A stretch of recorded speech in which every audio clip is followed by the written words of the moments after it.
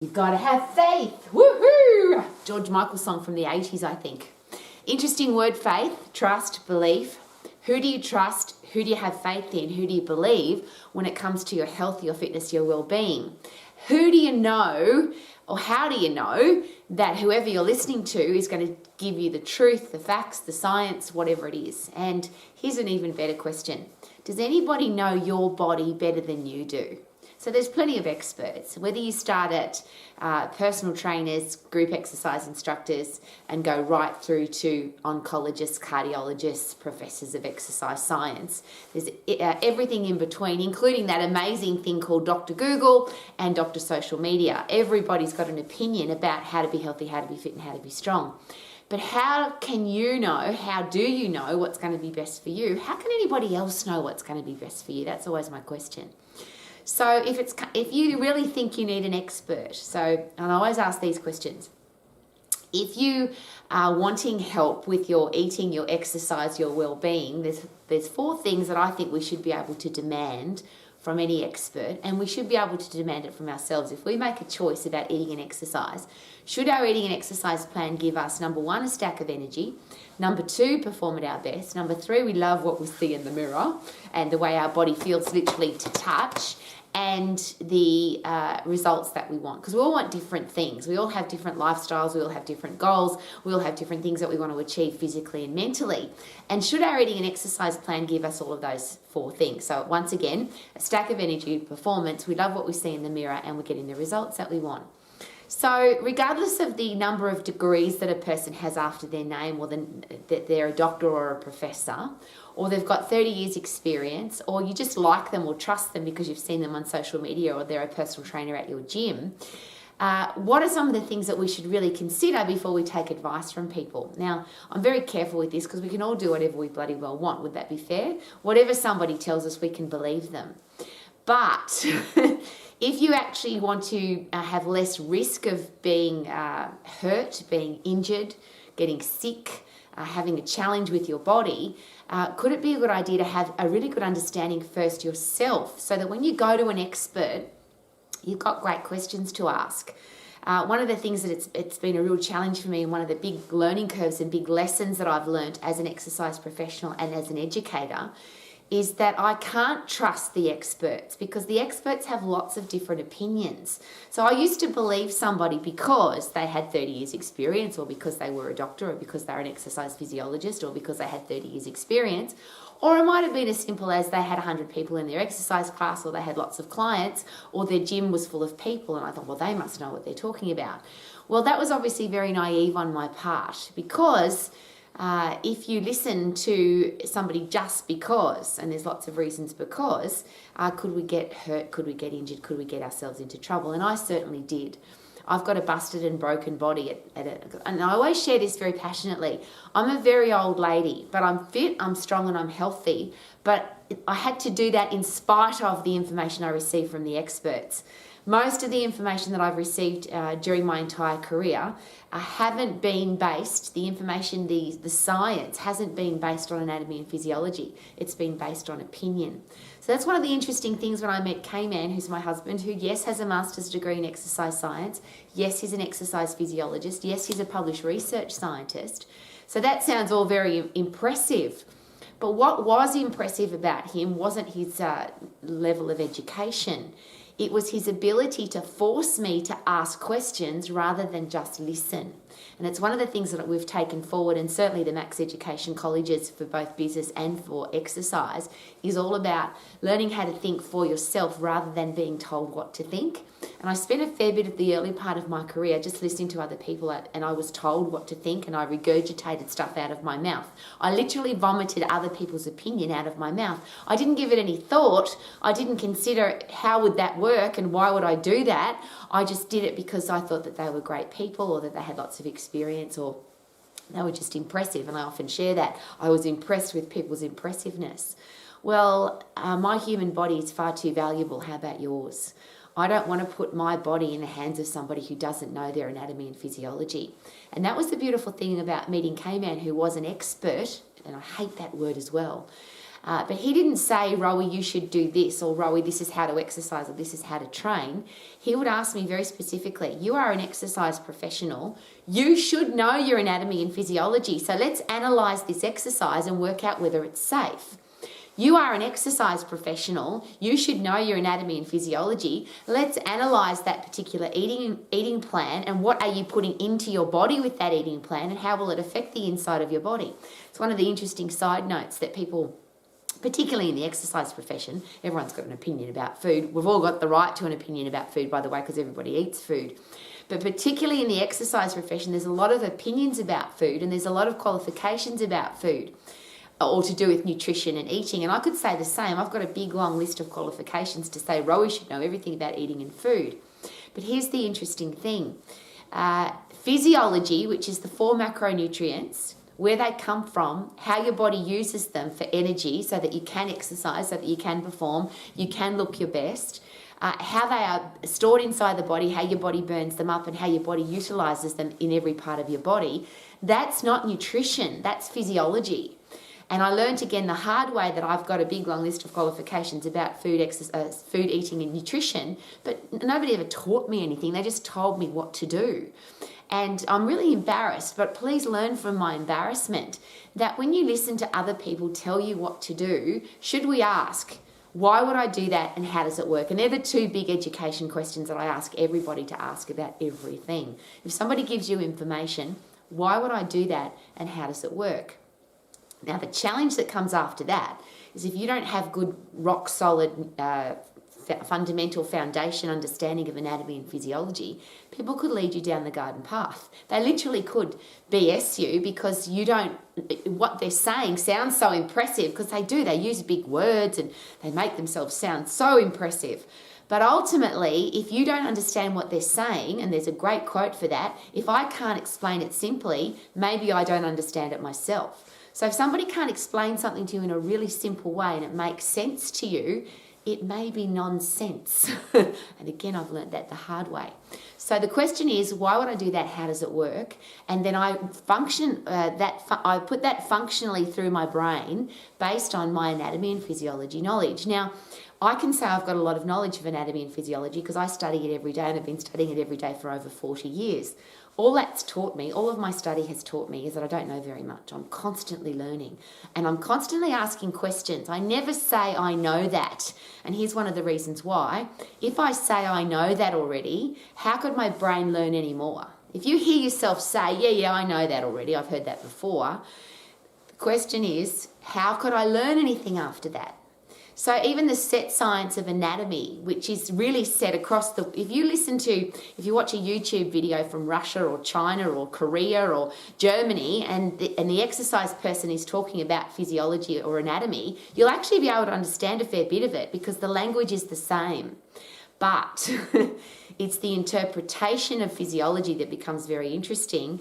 And anatomy as a set science, there's still so much to learn. You know that, for example, a podiatrist only studies the muscles and bones in the feet, and they do a whole career path on just the feet.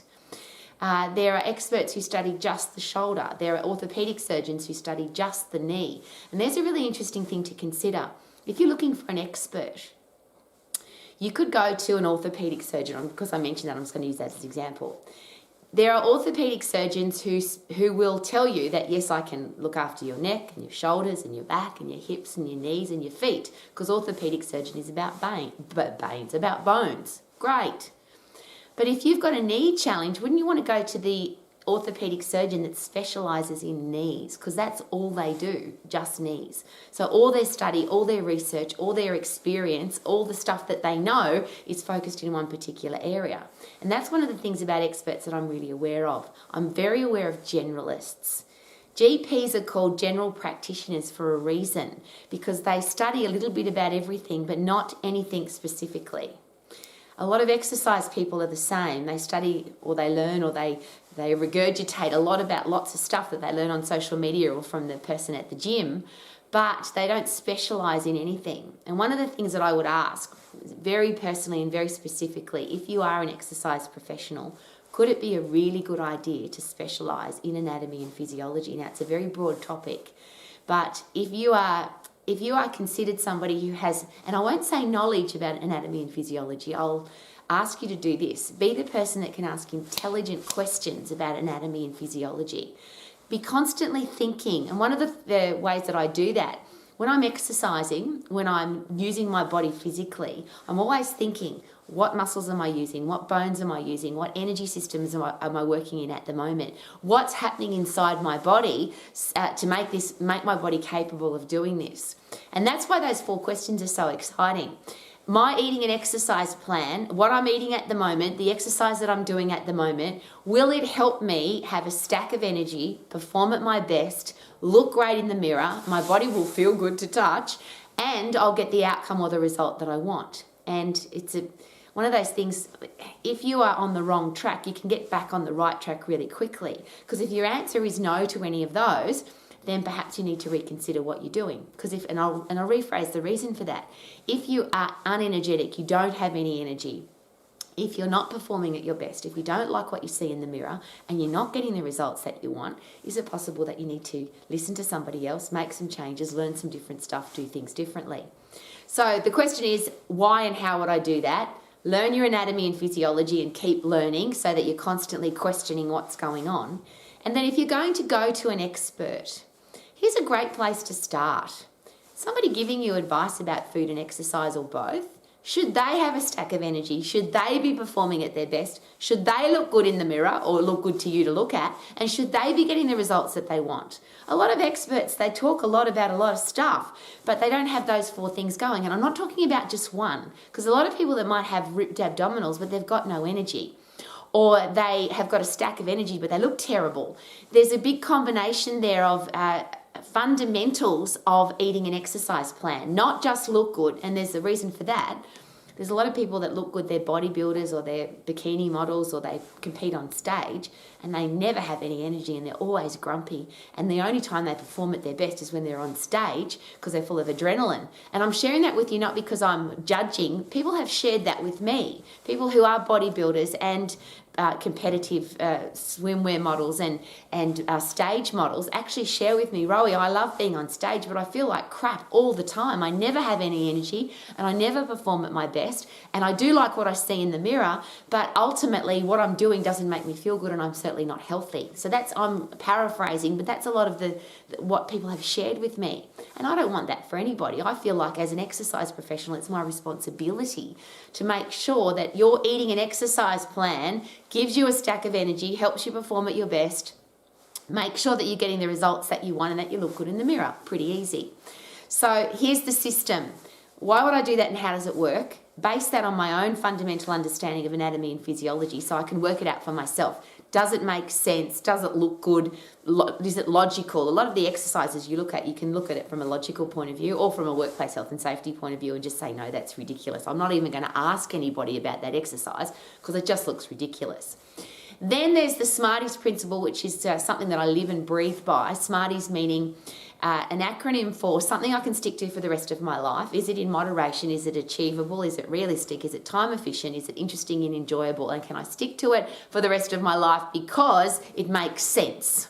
Common sense, science. That system, the Smarties principle, if you run most eating and exercise plans through that, not for other people, but for you personally, you probably wouldn't do the exercise and you probably wouldn't do the eating plan. And I'll ask those questions again. Can I stick to this for the rest of my life? Is it in moderation? Is it achievable? Is it realistic? Is it time efficient? Is it interesting? Is it enjoyable? Does it make sense? Is it based on common sense and science? And most of the stuff that you see on social media, Dr. Google, Dr. YouTube, none of that would work in that Smarties principle. So step number 1, why and how would I do that? Step number 2, have I got a good understanding of anatomy and physiology? Number 3, run it through the Smarties principle. And then if you're going to talk to an expert or believe an expert or trust an expert or have faith in an expert, do they look good? Do they have a stack of energy? Are they performing at their best?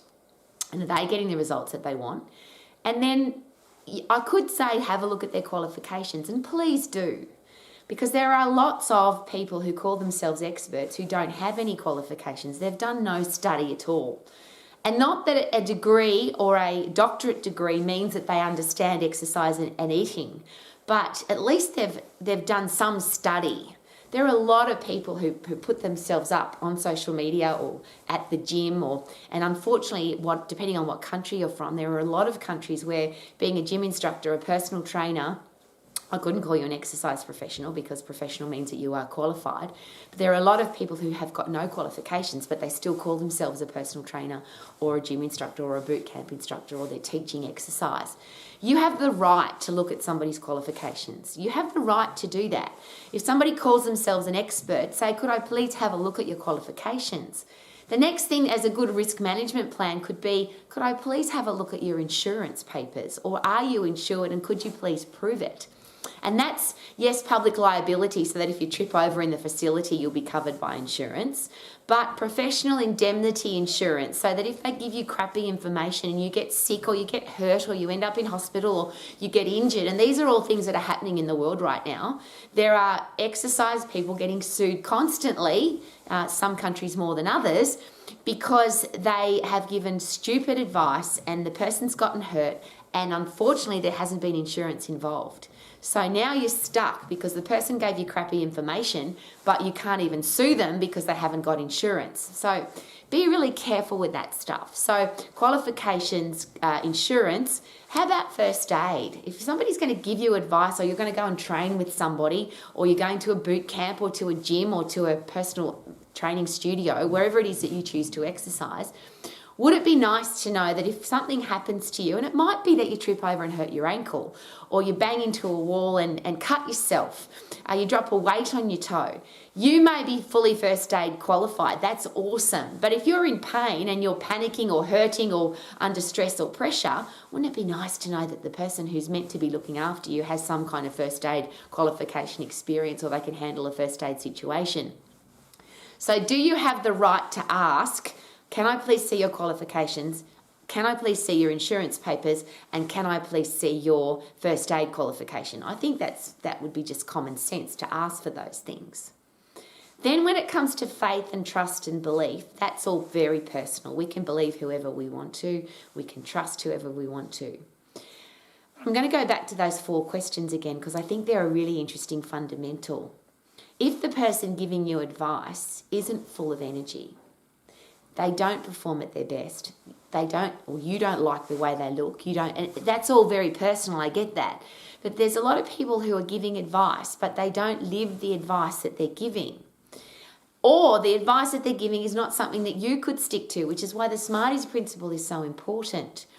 The results that another person wants to get, by the way, are not yours, and this is a big differentiation here. So does the person have a stack of energy? Are they performing at their best? Do they look good, or do they present as a person who's healthy, fit and strong, which is probably a better question. Do they look healthy, fit and strong? And the results that they want to get could be very different to you. Somebody that wants to run 42.2 kilometre marathon is different than somebody who wants to run a 10-second 100 metres. Somebody who wants to compete in a UFC fight is very different to somebody who wants to play hockey. Somebody who wants to climb Mount Kilimanjaro is somebody very different than wants to fit into their clothes. So the result that person's aiming for and the way that they're eating and exercising, that might work for them, for their genetics, for their lifestyle, for their likes and dislikes. But what about you? And that's the really big thing that I'm asking now. If somebody's going to give you advice about eating and exercise, should they know what you like to eat, what you don't like to eat, and why you eat the way you do at the moment? Should they know what exercise you like to do, what exercise you don't like to do, and why you're doing the exercise you're doing at the moment? How can they help you if they don't ask you those questions? How can somebody give you advice if they don't know why you're doing what you're doing? So what do you want? Why do you want it? Then we need to have a goal, a mental headspace goal, an imagination, a visualization, and that comes from somebody actually being interested in where you want to achieve that goal. So it might be where's the event, or where on your body do you want to burn fat, or where on your body do you want to put muscle size on, but surely somebody should ask you that rather than just guessing. Should they know your time frame? If they don't know exactly when you want to achieve the goal, how can they help you? Some people want to be in great shape for their wedding in 6 months' time, and other people have got 6 weeks till their family reunion, and other people have got 6 days before the next event they're competing in. If your exercise expert physiologist, medical professional doesn't know that about you, how can they possibly help you when they don't know the time frame? Should they be emotionally attached with you? And there's those two questions. How will you feel if you achieve the goal? How will you feel if you don't achieve the goal? They're emotional questions. And one of the reasons why we achieve things is we've got a very strong why to achieve it with an emotional attachment. So if somebody's giving you advice about eating and exercise and they haven't asked, what do you want? Why do you want it? Where do you want it? When do you want it? How will you feel if you get it? How will you feel if you don't get it? Are they respectful of your opinion and what you already know?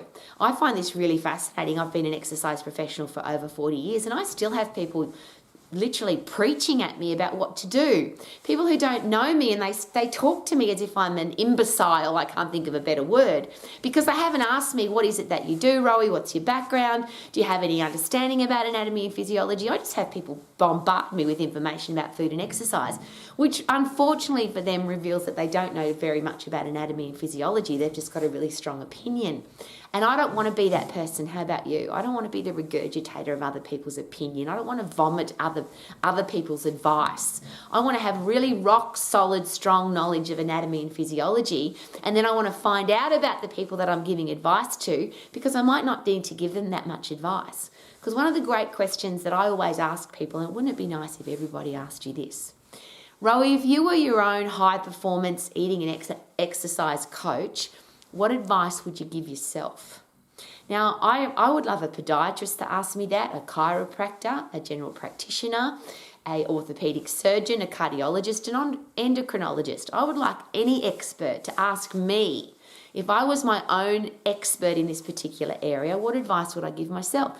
And the reason I ask that is we all have life experience, we all have knowledge, and we all understand the inside of our body better than somebody else.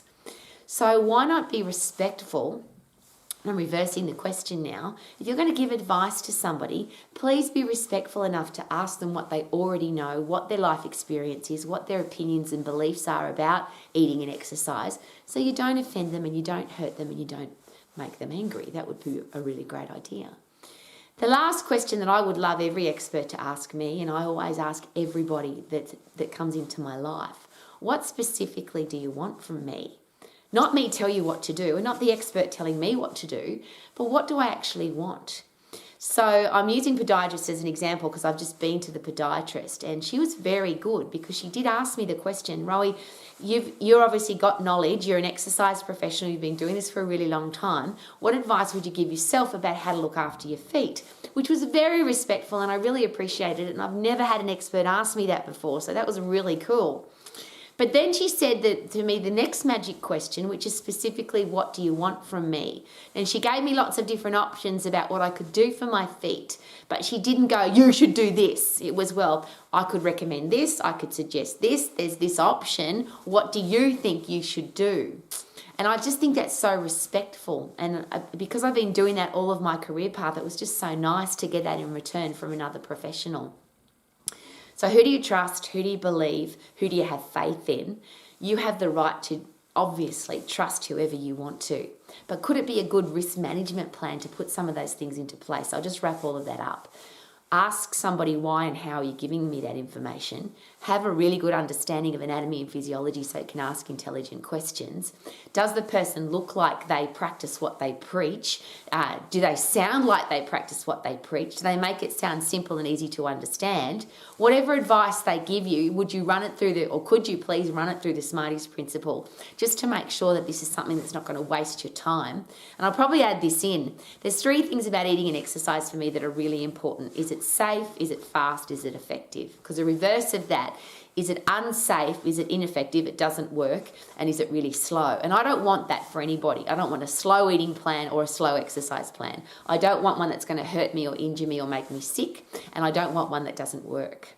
So always ask that question. Does this make sense? Is it going to be fast? Is it going to be effective? And is it going to work? And if the answer is no, could it be a good idea to give it a miss? Trust, belief and faith. Should we put those into people who deserve it? Could that be a really good question? Thank you for coming to Romax. My name's Rowie. I'm here every day, because I would love you to be healthy, fit and strong, have a career or business that you love, be financially free and have great people in your life. I just think that that sounds like life balance to me. Now there's experts for all of those areas. You can put your faith, trust and belief in somebody to help you with your health and fitness, help you with your career path, help you with your financial plan, help you with your relationships. But could it be a really good idea to have a great understanding of yourself before you ask advice from other people? And that's what I'm here for. All I do is ask questions. Could it be a good idea to have a great set of questions so that the experts that you bring into your life are forced to answer those questions without any nonsense? Could that be a good idea? So that you can sing like I do every day. I feel good, na na na na na na na. I knew that I would now, na na na na na na na. I feel good because I choose to. Woo!